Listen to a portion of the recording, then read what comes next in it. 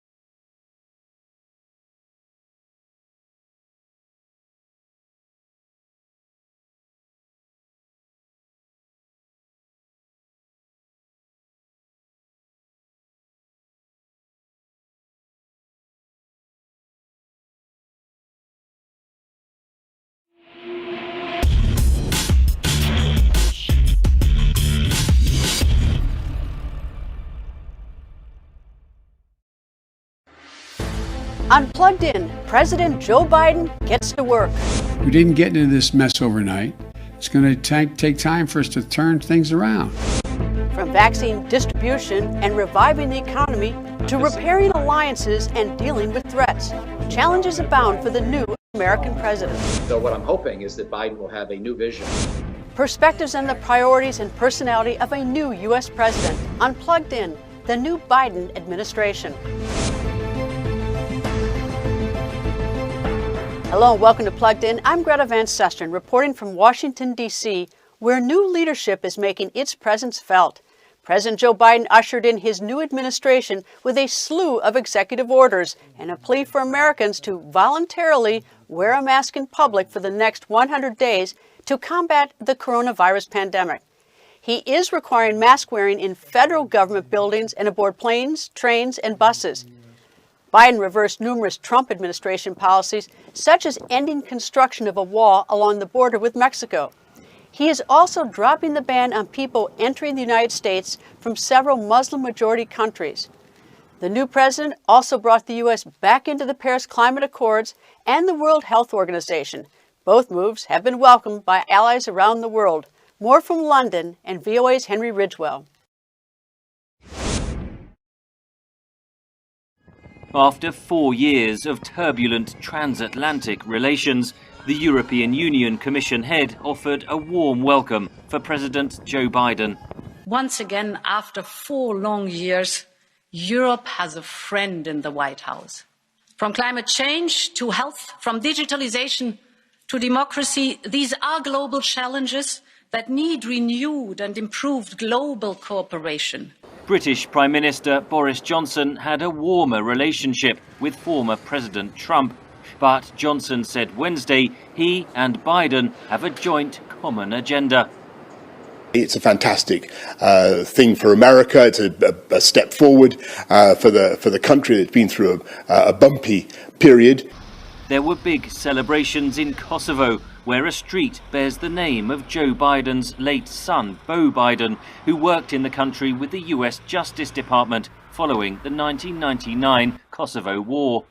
US allies in the Asia-Pacific region also welcomed the new US administration. There's a lot of work for us together, whether it's on climate, on energy, on international security, and importantly regional security here in the Indo-Pacific. Japan's Prime Minister echoed his Australian counterpart. I hope to closely cooperate with the new president to achieve a free and open Indo-Pacific region. That a clear reference to the perceived threat from China in the Indo-Pacific region. In Beijing, a call for a reset in relations with Washington. We hope that the new U.S. government will view China and our relations in an objective and rational manner. China Wednesday sanctioned outgoing former Secretary of State Mike Pompeo and dozens of other Trump officials. Biden's National Security Council called the sanctions unproductive and cynical, a response some analysts say is not surprising. The incoming administration will also maintain a pretty tough on China stance. It's actually an era where I think we'll have some bipartisan agreement on that approach, but one that is again more engaged with allies in doing that. Meanwhile, Iran's leader said the ball was in Biden's court over the future of the 2015 nuclear deal, which the US president has said he wants to rejoin if Tehran meets its commitments. Russia's ambassador to the US called Biden's inauguration a new chapter in relations with Washington. Henry Ridgwell for VOA News, London. The foreign policy challenges that will face the Biden administration are vast. Michael O'Hanlon is a senior fellow and director of foreign policy research at the Brookings Institution in Washington. We discuss some of the most pressing foreign policy issues facing the Biden-Harris administration. You know, Biden's been a supporter of expanding NATO and bringing it eastward. And we've promised to someday bring Ukraine and Georgia, former Soviet republics, into NATO. That is just, as you know, so incendiary for the Russians. It's not the only issue on which we disagree with the Russians, but it's maybe the issue that we sort of created ourselves, where on most of the other issues, it was Russian bad behavior that created the issue. And so Biden's going to have to be, I think, a little bit clever, because if he leaves the basic strategy as it's been, keep trying to expand NATO to the east, for example, and then, of course, face down Putin, where you do have to challenge him on issues like Russian tinkering in our elections, Russian suppression of its own democracy, Russian aggression in the broader Middle East. Those issues we have to oppose Putin. But if you also continue to try to push the idea of eventual NATO expansion, then I think you're guaranteeing a bad relationship with Russia, when it doesn't have to be that way, and it's dangerous for it to be quite that way. So what I'm hoping is that Biden will have a new vision for European security, especially for the neutral or non-aligned countries that include the former Soviet republics I just mentioned, as well as some other places like Armenia and Azerbaijan, even down to Cyprus, even up to Finland and Sweden, and try to think of how we can stabilize that zone. And also get Russia to stop aggressing against Ukraine and find a new stable concept for Europe. To me, that is the big challenge, but I'm not really sure I've heard anybody on the Biden team tilt that way yet, so I hope they will. How do you factor in the fact that Iran's top scientist has recently been assassinated? Iran has at least said that it is further enriching uranium. Well, I think that the assassination of the Iranian scientist is the sort of thing that will reinforce hostility and anger inside of Iran. But we also know that regime is frankly one of the coldest, most calculating, and most Machiavellian on the planet. And I'm sure there'll be a fair amount of anger, but there won't be a lot of sentimentality about the path forward. I think in the end, they will watch out for their own national interest, with or without this scientist being alive. And so I think what you're going to see is Iran try to figure out how the world reacts if and when Biden comes in and says, you know, the 2015 deal was pretty good for the time, but times are different, and I need something a little broader and longer lasting. And at first, that will not be something Iran wants to hear, and Iran will test the waters to see if America's European allies, as well as Russia and China, will really go along with that approach, or maybe if the United States can be isolated in its desire for a broader arrangement. So that'll, I think, be the initial conversation. I think it's going to be fascinating to watch. This is going to be one of the huge areas of change, because we know the Trump administration withdrew from the 2015 nuclear deal and had something tantamount to a regime change policy towards Iran. Extremely hard line. Was not really joined by most of the rest of the world in that policy. And it's not clear where that policy could realistically have led, but it did apply a lot of additional pressure on Iran. And then you throw COVID on top of that, Iran is hurting. So that's the situation that Biden inherits.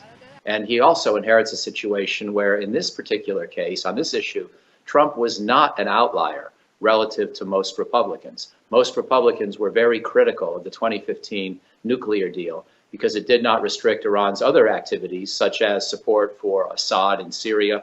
And it also began to expire within 8 to 10 years of the implementation of that deal. Many of the quantitative restrictions on nuclear activity actually begin to relax in 2023. So I think Biden's got a more difficult job ahead than simply returning to the deal. That's going to be what Iran expects and demands at first. But Iran may not really have the luxury of holding to that hard line, given the state of its economy.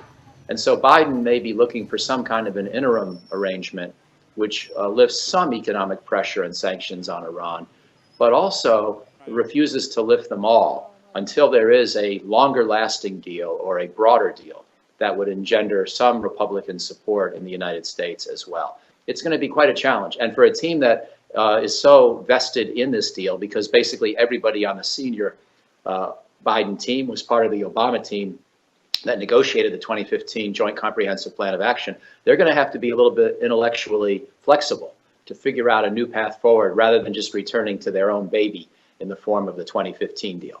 Turning to China, what do you see with the new administration? Even within the first term of Trump, he went from trying to buddy up with Xi Jinping in the first year to then engaging in a protracted trade war, but then sometimes trying to back off that trade war. And yes, some of that was the peculiarity of Donald Trump, but it also reflected the changing view of China in the United States in economic as well as security circles. I think we are in a new era of our relations with what's become the other great superpower on the planet. I would already give China that designation myself. And so I think we're going to have a complex relationship we haven't yet sorted out. How does the coronavirus and also even the humanitarian issues like the treatment of the Uyghurs, how does that factor into a Biden presidency? Well, those are two issues where complication and competitiveness are going to be part of the new relationship regardless. There are two of the reasons why. Although on coronavirus, it's actually more complex. With the treatment of the Uyghurs and also Hong Kong and also Christians in China and dissent and dissidents in China, there's no ambiguity. Those are all negatives from an American point of view. On COVID-19, what we see here is that, first of all, China may have been the cause, but it's also been part of the solution. It's figured out how to handle this virus better than most Western countries. Also, we have pandemics that could happen in the future that we have to work hard to prevent, and China's got to be part of that conversation. You don't solve that problem with an adversarial relationship or a rivalrous one. That's an example of where we need to cooperate with China. So it's going to be a relationship that's one part competitiveness, one part cooperation. The key is to make sure there's not another part that's outright conflict. I think that has to be the goal. But actually making that happen is, of course, a very complex proposition. One of the problems that has troubled every recent American president is North Korea and its nuclear weapon ambition. And no one has seemed to be able to figure out how to handle North Korea and now Kim Jong-un. We've ignored him. We've had sanctions. President Trump tried to talk to him, tried to make almost friends with him. What will President Biden do about North Korea, because it is marching forward with its nuclear weapon program and its missile program? Well, I hope that President Biden will be a little more flexible on North Korea. And I don't want to say that he should imitate what President Trump did, but he might want to take 1 or 2 pages out of the long playbook, most of which was a failure by Trump. But it's worth remembering that Obama failed too, and so did George W. Bush. You know, the overall effort to constrain North Korea's nuclear weapons programs, long-range missile programs, has failed under presidents of both parties. And when President-elect Trump visited Washington 4 years ago, and President Obama hosted him for the traditional visit of the type that hasn't happened this year, unfortunately. But when Obama was more gracious to Trump than Trump has been to Biden, at that meeting, Obama acknowledged that North Korea policy had been a great failing of his presidency. And Trump took that to heart, by all accounts, and decided he needed to try something radically new. And he tried several things that were radically new. First, threatening war in the fall of 2017, and then buddying up to Kim Jong-un with the 3 summits. And then all that petered out, and we didn't really get a negotiation strategy that either side was willing to pursue thereafter. So what I hope Biden will do is pick up on the notion that, first of all, high-level engagement with Kim Jong-un or his government is a good idea. I'm not suggesting that Biden should have summit diplomacy without any deliverables, but there should be intense, high-level engagement with people who can speak for the President of the United States and make a deal. And then secondly, we need to be flexible and realistic about what that deal could entail. We need a little bit of the art of the deal, even though Donald Trump himself could not deliver that deal. And I think it means accepting and acknowledging North Korea is not going to give up all of its nuclear weapons right away. They have too much fear about attack. That is too much a legacy of the father and grandfather of Kim Jong-un. We need a partial deal that in the short term freezes North Korea's ability to make any more bombs. And then in return for that, there's a partial lifting of sanctions. And you leave the longer term disarmament for the longer term. I think if Biden can be pragmatic in that regard, he has much better prospects for success. How is he going to differ from his former boss in terms of foreign policy, President Obama? Is he going to be a lot like him, or is he going to be different? Is he going to be his own man? You know, it's just a fascinating question because, you know, he should try to be his own man, clearly, even if he keeps some of the Obama philosophy. But you could argue, and certainly many people have argued, that Obama himself was sort of running out of gas in his foreign policy by the end of his second term. That in his first term, he had this team of rivals, Bob Gates, Hillary Clinton. He was projecting big visions and ideas for the world. And in the second term, he was sort of just trying to minimize America's, you know, burdens and losses in places like Afghanistan. He had to deal with the rise of ISIS. He had to deal with the return of Russia and the growing strength of China. And he didn't quite seem to adopt policies that were up to most of these challenges very quickly. So in that regard, Biden, a much older guy, and much more a creature of traditional Washington, is going to have to be more innovative than second-term Obama. Michael, thank you very much. Always nice to talk to you. Greta, thanks for having me on. President Biden has laid out an ambitious plan to address his top priorities in the first 100 days of his presidency. He wants more money to fight COVID-19 and the economic crisis the pandemic has caused. Biden also wants an expansion of the Voting Rights Act to reduce barriers that keep some people from voting. He also wants the United States to be a leader on the issue of climate change. Accomplishing these goals requires the agreement of the U.S. Congress. Getting legislation passed will be easier for Biden now that Democrats hold the majority, although a slim majority, in Congress. VOA congressional correspondent Catherine Chipson explains. I, Joseph Robinette Biden Jr., do solemnly swear. As he takes office, U.S. President Joe Biden faces considerable challenges.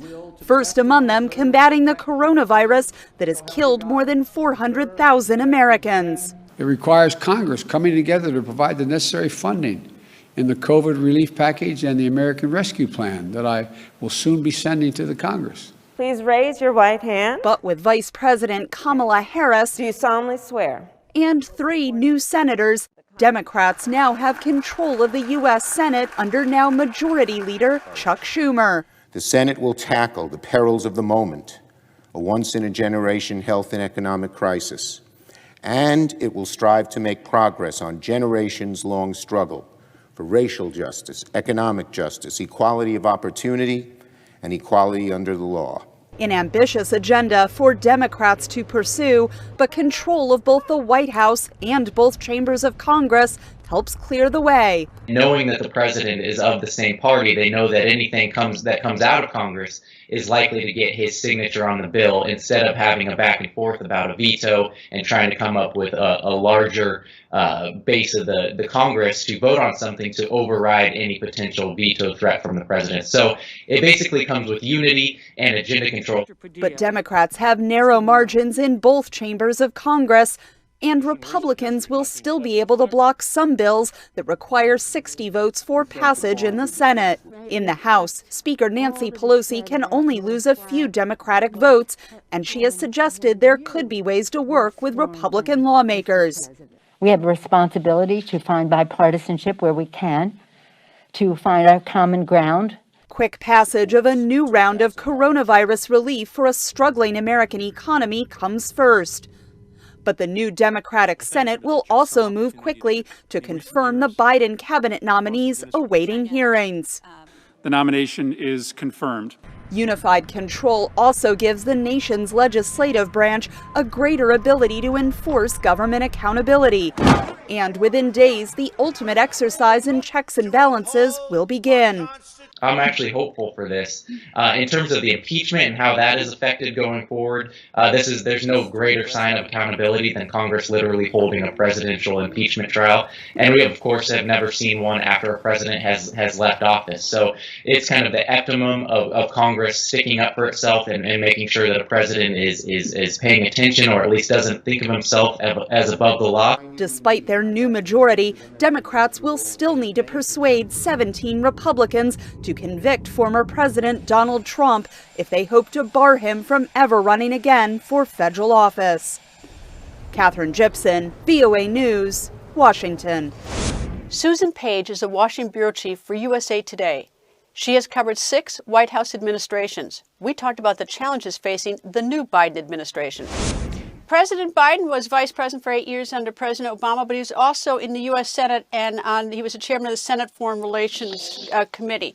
What is that going to do when we start looking at foreign policy? I mean, when we start looking at the world, do you have any thoughts on how he's going to think about China, Africa, North Korea, Iran? So he's got very extensive experience on foreign affairs. As you say, this is something he spent decades looking at in Congress, and then 8 years, of course, as vice president, very involved in foreign affairs. But some of the lessons we might draw from his attitudes in the past, I think, do not apply at this moment.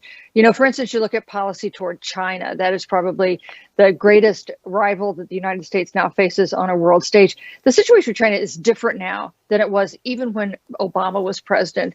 And so I think that on an issue like that, you're going to see a kind of rethinking about what U.S. policy ought to be. Not that they want to adopt President Trump's policy toward China, but they also don't think it's right to go back to President Obama's policy. They think it's a moment where you have to kind of figure out what's best moving ahead.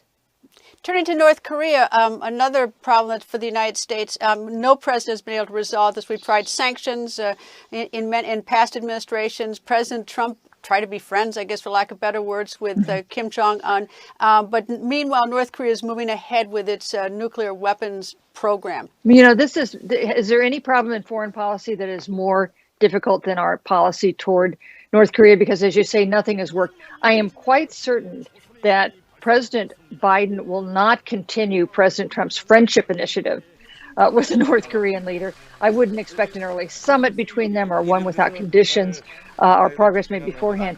But there are some architects of the earlier North Korea policy who are now going to be participating, now going to be appointed to the Biden State Department. But it is an issue that has really defied solution. President Trump had sort of a tough love approach with foreign policy, like with NATO. He demanded that the other countries pay what they had earlier agreed to in terms of NATO dues.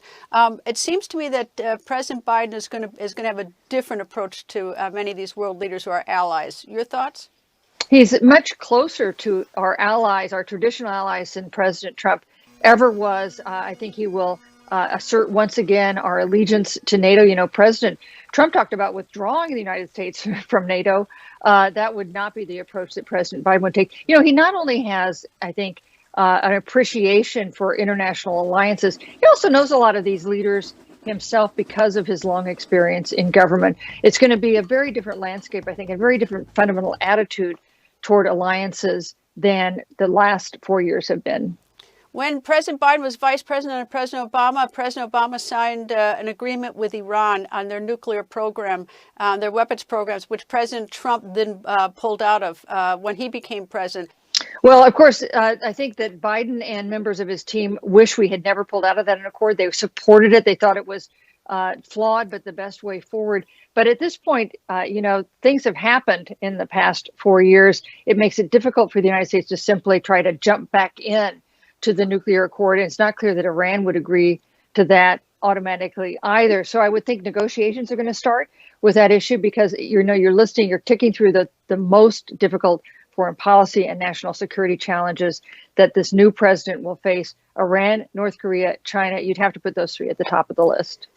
Even some Democrats will give President Trump credit for what was done in the Middle East. There are a lot of new relationships with Israel that's made it a safer place for Israel in the Middle East. What is President Biden going to do about the Middle East? Do you think he'll continue sort of the approach that President Trump has taken, or will he deviate and have his own approach? Well, I think he'll have his own approach, but I think you're right. I think some in Washington have been surprised by the relative success and the achievements of the Trump administration when it comes to the Middle East and to Israel. You know, as you know, that's a region that's been that's kind of defied the efforts of previous White Houses to make anything that's a lasting peace. I think the number one desire of the Biden administration would be to have less focus on the Middle East, more focus on challenges elsewhere in other regions that they think deserve more attention. And it's possible that some of the steps that the Trump administration is taking will make that more possible. You talk to the Biden people, they would rather talk about Asia than talk about the Middle East. In the continent of Africa, there hasn't been a lot of discussion with the Trump administration about the continent of Africa, but there are a lot of important things going on. For instance, in Ethiopia, there's a fight over a dam that impacts both Egypt and Sudan. Do you see the United States getting more involved in some of these disputes on other continents or not? Is it going to be hands off? The Trump administration seemed to want to let these countries resolve these things themselves. Some other prior administrations have been more involved and helpful in trying to solve problems. Yeah. You know, I think the real answer to your question would be, I don't know. But I can tell you that I haven't heard much about Africa in the discussions with Biden folks when they talk about their priorities. So that may be a sign that it is not going to be a first tier concern for them. But actually, since I haven't talked to them about it, maybe that's wrong. So I guess we'll have to wait and see, you know, to what extent the African continent goes high up on the radar screen to this White House. Immigration. That's been a thorny problem that the United States has been grappling with for a long time. President Trump started building a wall. President Biden says no more to the wall. And we see video of people making their way towards the United States. President Biden wants a path towards citizenship for a lot of people. So what's going to happen is the U.S. finally going to get an immigration policy of some sort? You know, this is going to be one of the leading priorities that the Biden White House is going to have. One of the things he's going to do is send a sweeping immigration bill to Capitol Hill. This was President Trump's kind of core issue. It's one thing he talked about that day in 2015 when he announced his presidential campaign. He talked about immigration, the threat of immigration. It's going to be one of the first things that President Biden tries to undo, to reverse some of the steps that President Trump took, including building that wall, and moves ahead on this issue of the Dreamers. You know, this is something that Democrats have been promising since Barack Obama's presidency. In both Obama's presidential campaigns, he promised to try to deal with the issue of the Dreamers. It never got happened. This is one of the things that now lands on Biden's plate. Susan, thank you very much. Always nice to talk to you. Greta, thank you. With the promise to vaccinate 100 million Americans for COVID in its first 100 days, the Biden administration has put ending the pandemic atop its agenda. Thanks in part to strict discipline and the ability to enforce mask wearing and social distancing, the U.S. military has so far contained COVID within its ranks. But there's a new challenge: convincing America's all-volunteer military force to voluntarily take the vaccine. VOA's Bill Gallo reports from Seoul.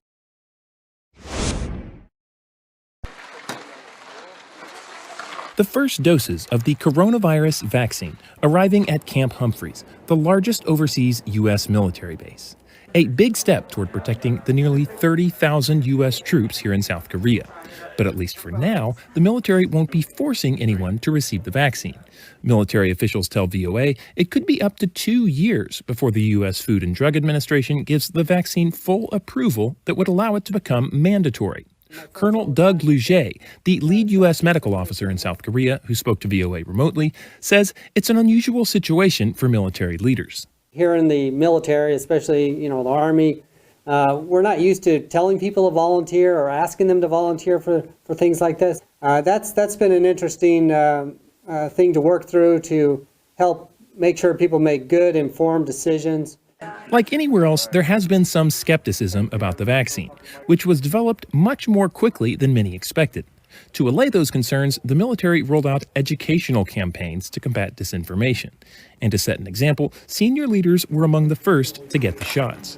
I think we're hitting about the right tone with that, not ceding the battlefield to the conspiracy theorists, getting the information out there, but on the other hand, not being overbearing or strong-arming people. Luget says the U.S. military does have experience administering voluntary vaccines, but not at this level or with this much urgency. So far, the plan is working, says Colonel Lee Peters. Since we've seen the vaccine and the people have kind of like observed and watched and did their own research and education, we've seen those numbers grow dramatically to where I would say very few people are now saying, hey, I don't want the vaccine. Military officials won't say how many have taken the vaccine here in South Korea. For now, frontline health workers and other critical positions are first in line. Eventually, the vaccine will be available to everyone who wants it. But it's not clear when it will be mandatory. Bill Gallo, VOA News, Seoul. That's all the time we have for now. My thanks to Susan Page from USA Today and Michael O'Hanlon from the Brookings Institution. Keep up with the latest news at voanews.com and follow me on Twitter @Greta. Thank you for being plugged in.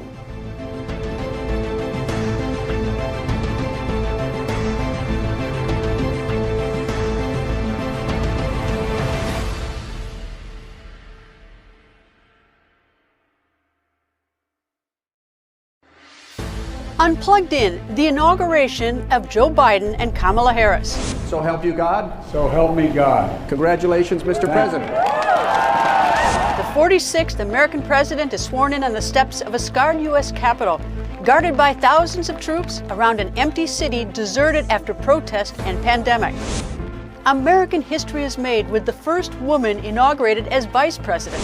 Joe Biden lays out his vision for his presidency. Unplugged In, the inauguration of Joe Biden and Kamala Harris.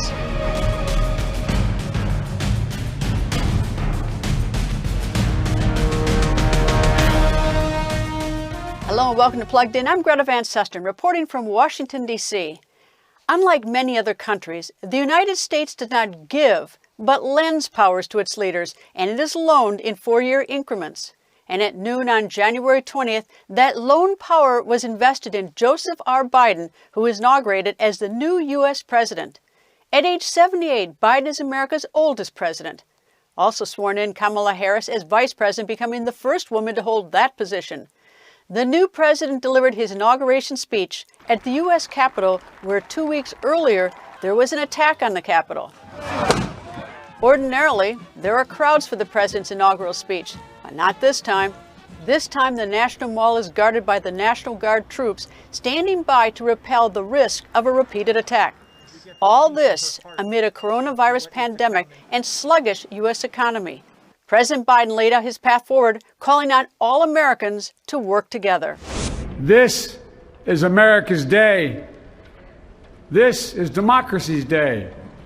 A day of history and hope, of renewal and resolve. Through a crucible for the ages, America has been tested anew, and America has risen to the challenge. Today, we celebrate the triumph not of a candidate, but of a cause, the cause of democracy. The people, the will of the people has been heard, and the will of the people has been heeded. We've learned again that democracy is precious, democracy is fragile, and at this hour, my friends, democracy has prevailed. So now, on this hallowed ground where just a few days ago, violence sought to shake the Capitol's very foundation, we come together as one nation, under God, indivisible, to carry out the peaceful transfer of power as we have for more than 2 centuries. As we look ahead in our uniquely American way, restless, bold, optimistic, and set our sights on the nation we know we can be and we must be. I thank my predecessors of both parties for their presence here today. I thank them from the bottom of my heart. And I know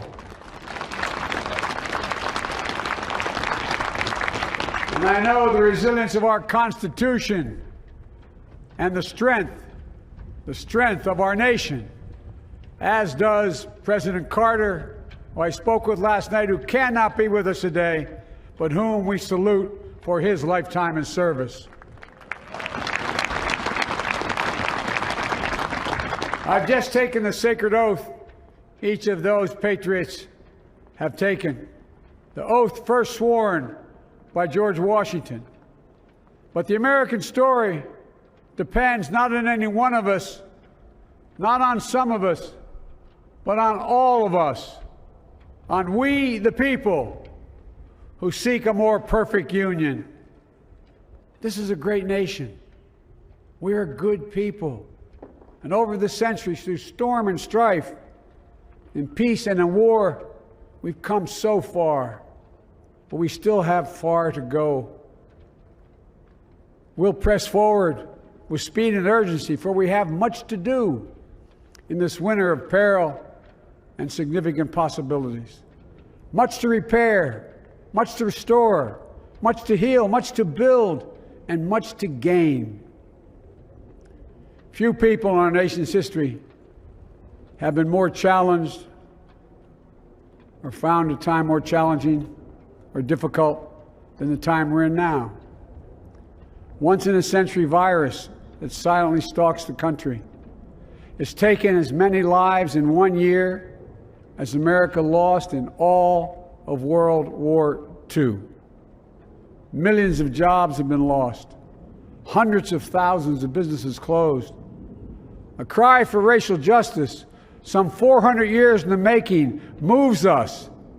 The dream of justice for all will be deferred no longer.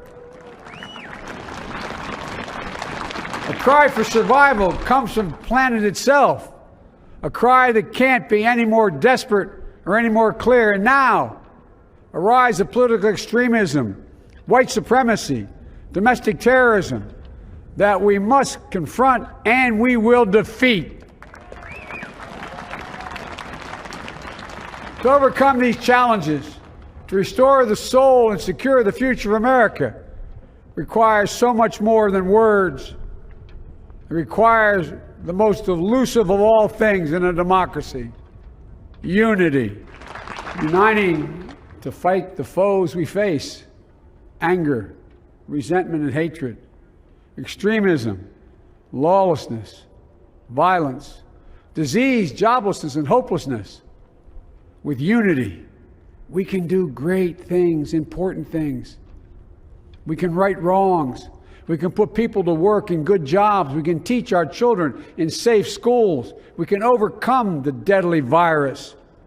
We can reward work and rebuild the middle class and make health care secure for all. We can deliver racial justice, and we can make America once again the leading force for good in the world.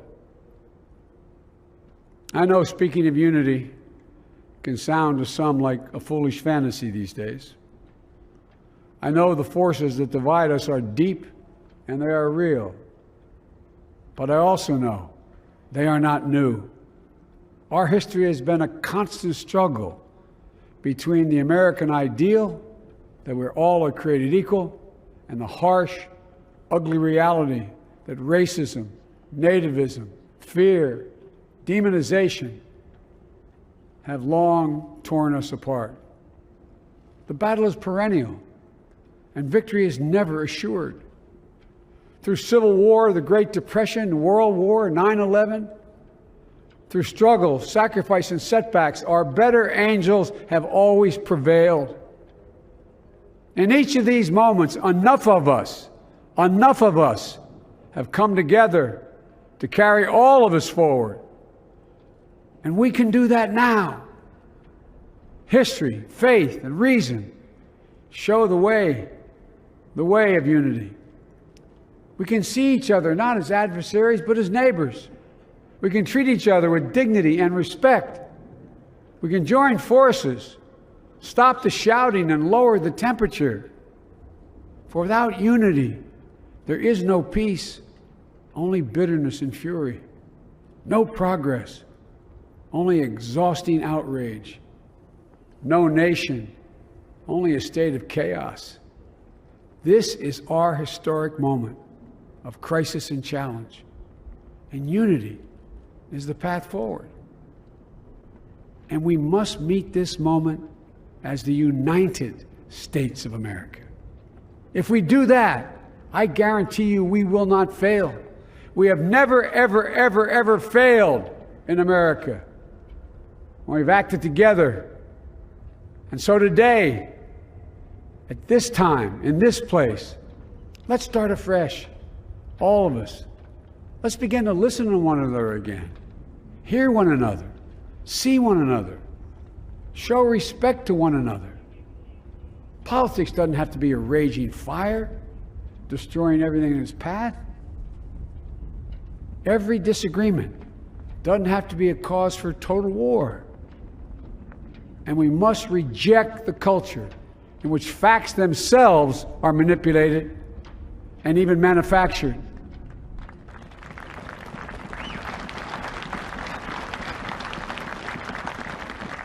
My fellow Americans, we have to be different than this. America has to be better than this. And I believe America is so much better than this. Just look around. Here we stand in the shadow of the Capitol Dome, as was mentioned earlier, completed amid the Civil War, when the Union itself was literally hanging in the balance. Yet we endured. We prevailed.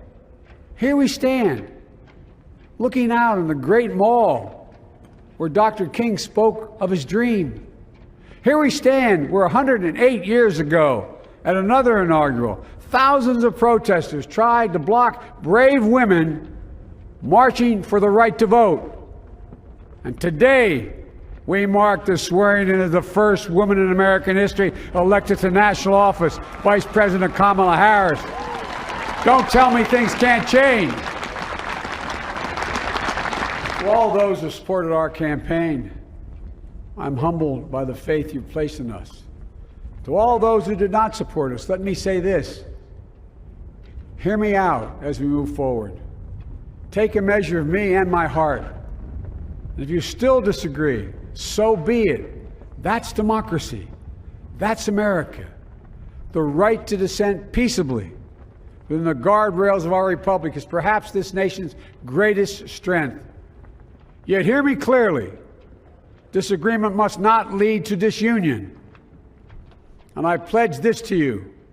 I will be a president for all Americans. All Americans. And I promise you, I will fight as hard for those who did not support me as for those who did.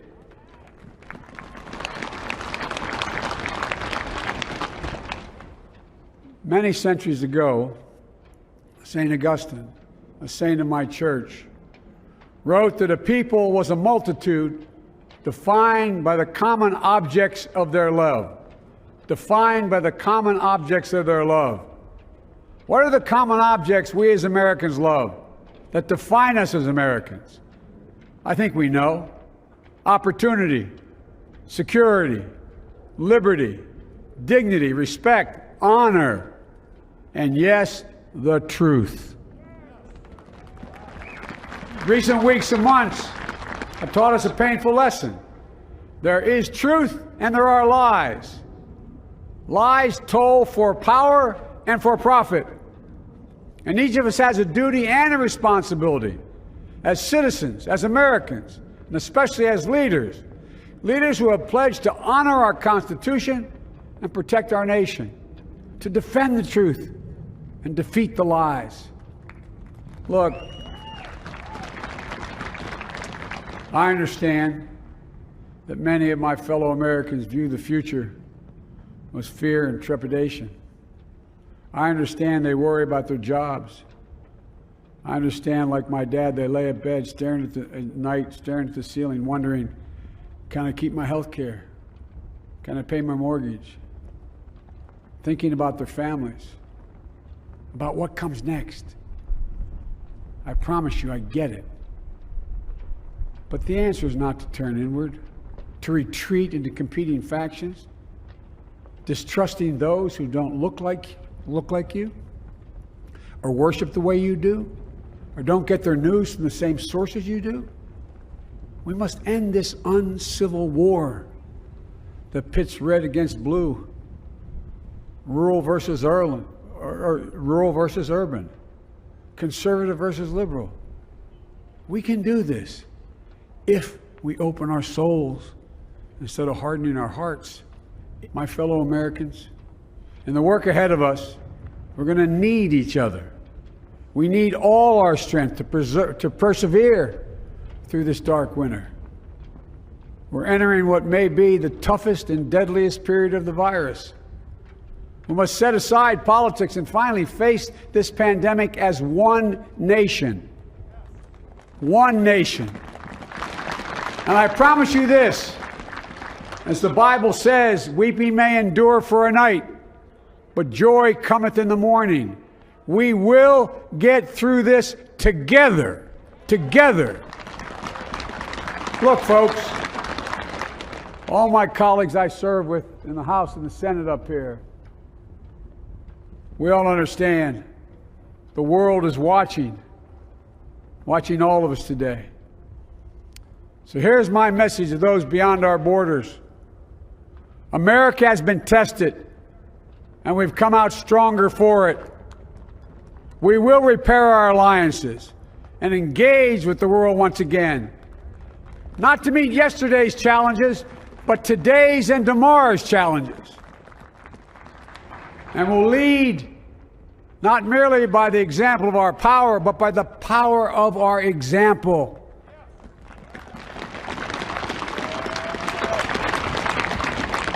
We'll be a strong and trusted partner for peace, progress, and security. Look, you all know we've been through so much in this nation. And in my first act as president, I'd like to ask you to join me in a moment of silent prayer. Remember all those who we lost in this past year to the pandemic, those 400,000. fellow Americans, moms, dads, husbands, wives, sons, daughters, friends, neighbors, and co-workers. We'll honor them by becoming the people and the nation we know we can and should be.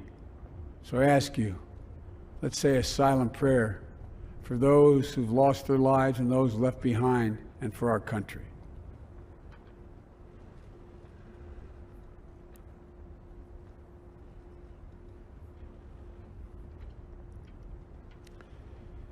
Amen. Folks, this is a time of testing. We face an attack on our democracy and on truth, a raging virus, growing inequity, the sting of systemic racism, a climate in crisis, America's role in the world. Any one of these would be enough to challenge us in profound ways. But the fact is, we face them all at once, presenting this nation with one of the gravest responsibilities we've had. Now we're going to be tested. Are we going to step up, all of us? It's time for boldness, for there's so much to do. And this is certain. I promise you, we will be judged, you and I, by how we resolve these cascading crises of our era. We will rise to the occasion is the question. Will we master this rare and difficult hour? Will we meet our obligations and pass along a new and better world to our children? I believe we must. I'm sure you do as well. I believe we will. And when we do, we'll write the next great chapter in the history of the United States of America, the American story. A story that might sound something like a song that means a lot to me. It's called American Anthem. There's one verse that stands out, at least for me, and it goes like this. The work and prayers of century have brought us to this day. What shall be our legacy? What will our children say? Let me know in my heart when my days are through. America, America, I gave my best to you. Let's us add our own work and prayers to the unfolding story of our great nation. If we do this, then when our days are through, our children and our children's children will say of us, they gave their best, they did their duty, they healed a broken land. My fellow Americans, I close the day where I began, with the sacred oath. Before God and all of you, I give you my word. I will always level with you. I will defend the Constitution. I'll defend our democracy. I'll defend America. And I'll give all of you, keep everything I do in your service, thinking not of power, but of possibilities, not of personal interest, but the public good. And together, we shall write an American story of hope, not fear, of unity, not division, of light, not darkness, a story of decency and dignity, love and healing, greatness and goodness. May this be the story that guides us, the story that inspires us, and the story that tells ages yet to come that we answered the call of history. We met the moment. Democracy and hope, truth and justice did not die on our watch but thrived. That America secured liberty at home and stood once again as a beacon to the world.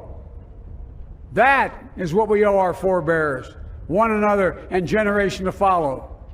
So, with purpose and resolve, we turn to those tasks of our time, sustained by faith, driven by conviction, and devoted to one another and the country we love with all our hearts.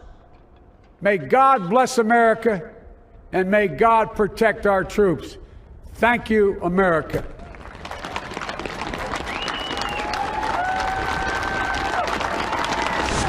Before taking office, Joe Biden laid out a set of executive orders he will issue aimed at rolling back some of the most controversial actions of the Trump administration. He will also propose spending nearly $2 trillion to boost the economy and combat the coronavirus pandemic. Susan Page is the Washington bureau chief for USA Today, and she has covered 6 White House administrations. We talked about the challenges facing the new Biden administration. You know, Greta, it's true that every new president has challenges, but Joe Biden has more challenges, I think it's fair to say, than any president in modern times. And that starts with the pandemic that is still not under control now. More than 400,000 Americans have died. The vaccine rollout, which we're all grateful it started, but it's had a lot of bumps. He's got the economic consequences of that pandemic. Millions of Americans still out of work, some of them at risk of eviction and hunger. And he also has a really divided nation, which was exhibited to our horror by the January 6th assault on the Capitol. Well, you talk about divide. I'll take that one first. Is the theme of his inauguration speech was unity. How does he achieve unity with 74 million people who wanted the other guy, wanted President Trump reelected? You know, his challenge is even greater than all those Americans who voted for the other guy. He takes office in a situation where about a third of Americans don't believe he actually won the election. That, of course, is an argument that President Trump made, former President Trump now made, without evidence since the election was held in November. So that's a special burden for Joe Biden. He handled it in his speech today the same way he's been handling it for some time during his campaign and since his election. And that is by saying, I want to be president of all the people. I want to be president of Americans, whether they supported me or not. He's really making an appeal to people on the other side. And that's not a thing every leader has done in the recent past. We'll see if it works. I think many people would describe President Biden, prior to now, he's vice president and senator, as a moderate. And he now has within his own party, as you noted, some people farther to the left of him. He has made promises to them.